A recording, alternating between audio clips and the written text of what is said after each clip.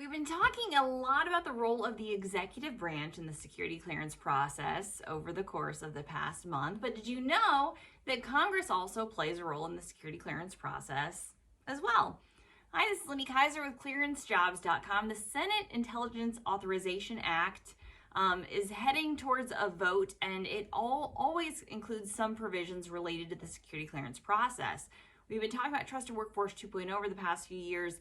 A lot of force functions around the Trusted Workforce 2.0 effort were actually born out of Senate intelligence community priorities.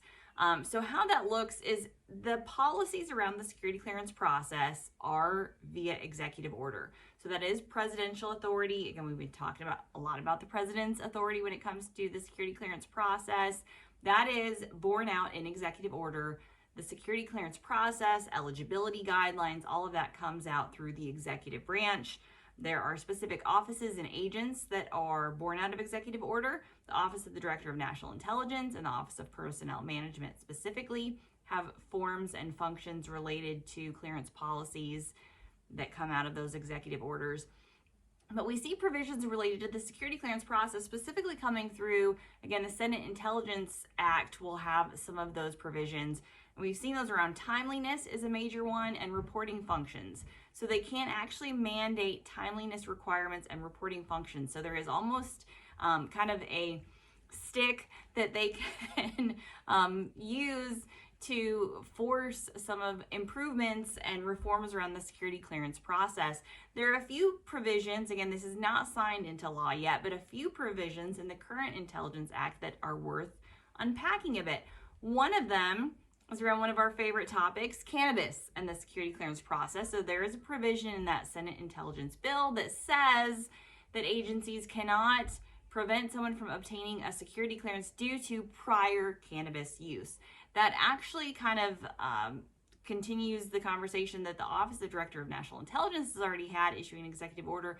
Basically, kind of the Senate is putting a rubber stamp on that, saying, hey, yes, concur. We do not want clearance decisions made based on prior cannabis use. Until federal law changes, I think we will have issues with current ongoing drug users, but that pertains to prior cannabis use.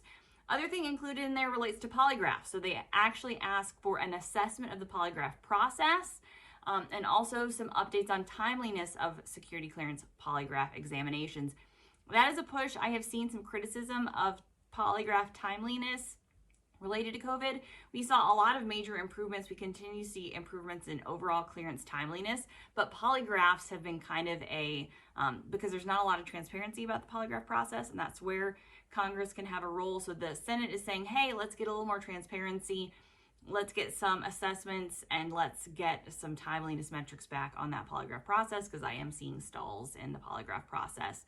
The other thing that the Act includes is kind of force functioning around the timeliness of overall intelligence community hiring. So the Intelligence Authorization Act requests the intelligence community to provide some updates and some metrics around the timeliness of their onboarding process. So security clearance obviously is just one sliver of that. They're saying, hey, overall, we want a reduction in the IC's time to hire. Again, in general, the IC does not necessarily have a recruiting problem, and so their timeliness metrics can be pretty terrible if you had to onboard with the intelligence community. So the Senate is saying, hey, let's look into that. Let's see how we can improve and make this process faster.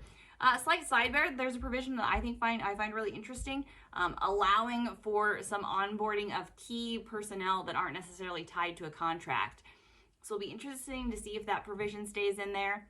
We saw kind of post Edward Snowden 5, 7, 8 years ago, a major push, desk audits. You were really seeing, especially for the contractor workforce, unless a person was tied to a specific contract, they could not get sponsored for a security clearance. Again, some minor line provision in that Senate Intelligence Authorization Act says, hey, let's allow some provisions for key management personnel with contractors to be able to obtain a security clearance, even if not tied to a specific contract. So again, all of this has yet to be signed into law. I don't know what will make it in there, but it's a good force function to see, hey, these are priorities. These are some things that the Senate is pushing the intelligence community to look into. Polygraphs, timeliness, Trusted Workforce 2.0, and cannabis are some of those hot topics. So for more on those and all of the security clearance hot topics you need to learn about, visit us over at clearancejobs.com.